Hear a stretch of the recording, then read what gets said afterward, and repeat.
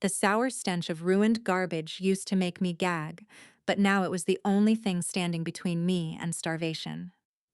Every morning at 8:45, I leaned against the brick wall behind a commercial kitchen, waiting for the kitchen staff to clear out the breakfast leftovers. Occasionally, I would catch a warm pastry before it hit the bottom of the bin.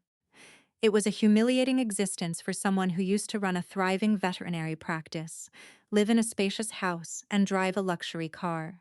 Now I possessed only a waterlogged trench coat, a battered canvas backpack, and an overwhelming sense of shame. If this story resonated with you, please hit the like button and subscribe to the channel. Where are you watching from? What time is it over there right now? And how is the weather today? Let me know in the comments below. My former spouse, a cold and calculating wealth manager named Julian, made sure I left our marriage with absolutely nothing. His parting words echoed in my head every single night, reminding me that a penniless woman had no value to anyone in the real world.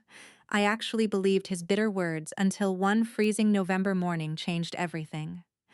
I was crouched near a dumpster, scraping frost off a piece of bread, when the heavy crunch of expensive leather dress shoes sounded on the wet pavement. A refined elderly man stepped into the alley, looking completely out of place in his tailored wool coat. He asked if my name was Nora Vance, and when I gave a small nod, he adjusted his glasses and offered a warm, polite smile.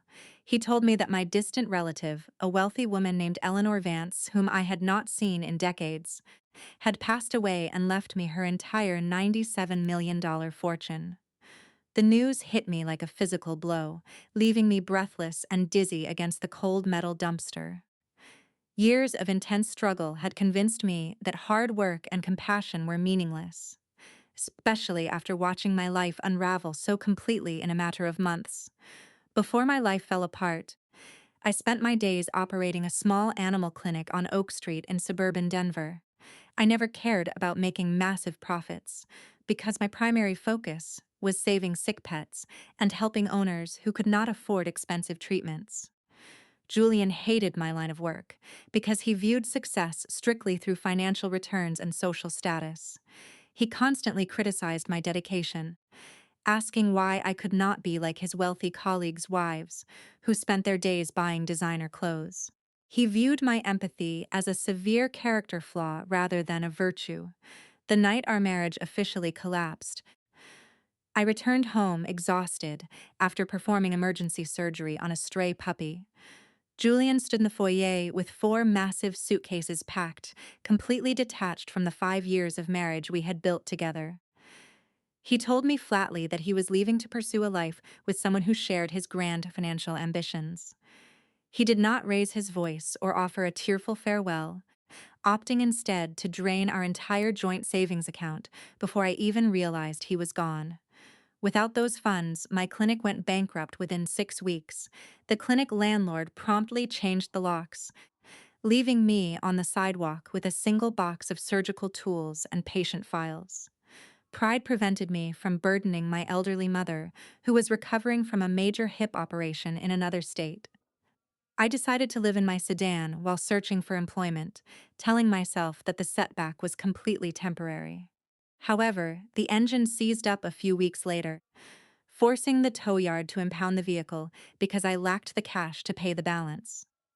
Suddenly, I was living on the city streets with nowhere to turn. For nearly a month, I survived by wandering through downtown transit centers and sleeping under concrete overpasses, invisible to the busy commuters rushing past. I clutched a crumpled photograph of my former life every night, silently promising myself that I would survive just one more day. I had no idea that an attorney was actively searching the city to deliver news that would alter my trajectory forever. That crisp mornings behind the commercial bakery, the distinguished legal counsel handed me a high-end business card, stamped with gold leafing, introducing himself as Arthur Sterling. Arthur explained that my great-aunt Eleanor had monitored my journey from afar, keeping precise records of my divorce, my career, and my eventual financial collapse. She was deeply impressed by my dedication to helping animals, recognizing that I possessed a rare form of integrity. Because of this, she named me the sole beneficiary of her vast estate, which included a massive penthouse overlooking Central Park, multiple properties, and millions in liquid assets. However, Arthur quickly clarified that inheriting the fortune required fulfilling one major legal condition that could only be disclosed in New York. If I refused the condition or failed to travel to Manhattan within 72 hours, the entire $97 million estate would automatically default to Julian. The thought of my opportunistic ex-spouse receiving Eleanor wealth reignited a fire inside me that had been dormant for months. Arthur provided a first-class airline ticket, a luxury hotel reservation, and a crisp set of clean clothes, giving me a chance to reclaim my dignity. I packed my few belongings, said a brief goodbye to a fellow homeless friend, and stepped into the town car waiting at the curb. The flight to Manhattan felt completely surreal as I washed away weeks of street grime in the airport lounge shower and put on clean attire. Seeing a clean reflection in the mirror made me realize that I was no longer the broken victim Julian had left behind.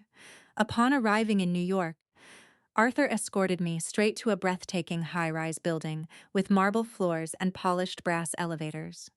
We entered a massive penthouse filled with fine art, high ceilings, and floor-to-ceiling glass windows that offered a sweeping panoramic view of the shimmering city skyline below. Arthur led me into a private library, activated a large video monitor on the wall, and left the room so I could process the message in solitude. The screen flickered to life, revealing an elegant elderly woman sitting in a high-backed leather chair with a gentle smile. Eleanor explained that decades ago, she had also experienced total financial ruin after being abandoned by an unfaithful partner. She survived only because a compassionate stranger offered her shelter and employment, providing the foundation for her eventual business empire. Eleanor declared that to claim the $97 million, I had to help 100 homeless women rebuild their lives over the next 5 years. The goal was not to hand out temporary cash, but to provide stable housing, medical assistance, and sustainable career opportunities.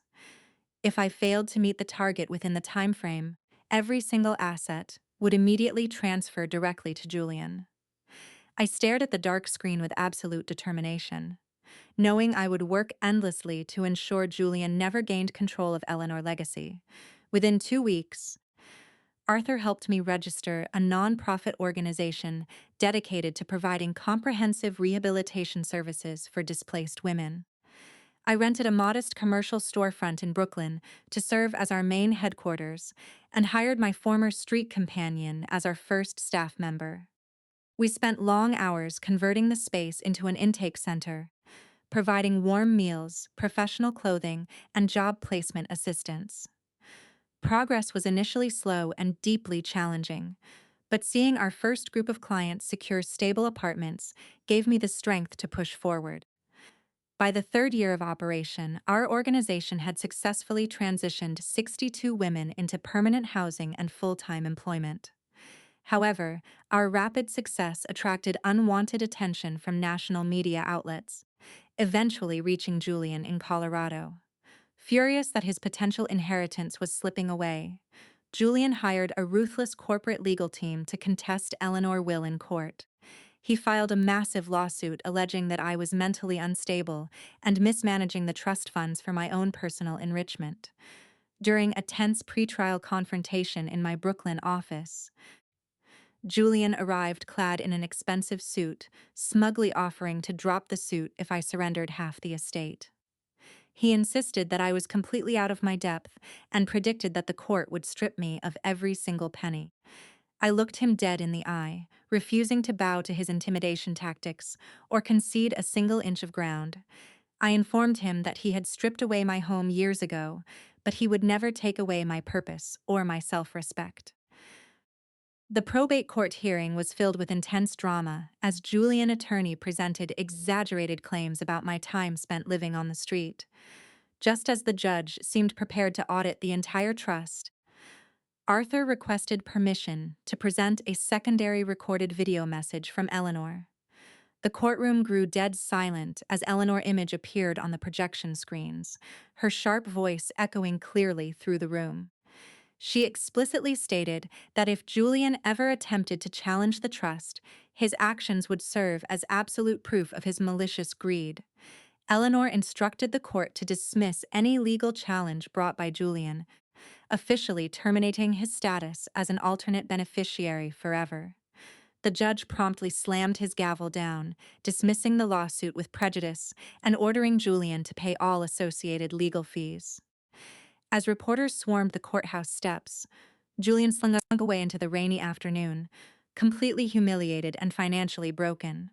I stood proudly before the flashing news cameras, declaring that true wealth was measured by the lives we uplifted rather than the money we hoarded.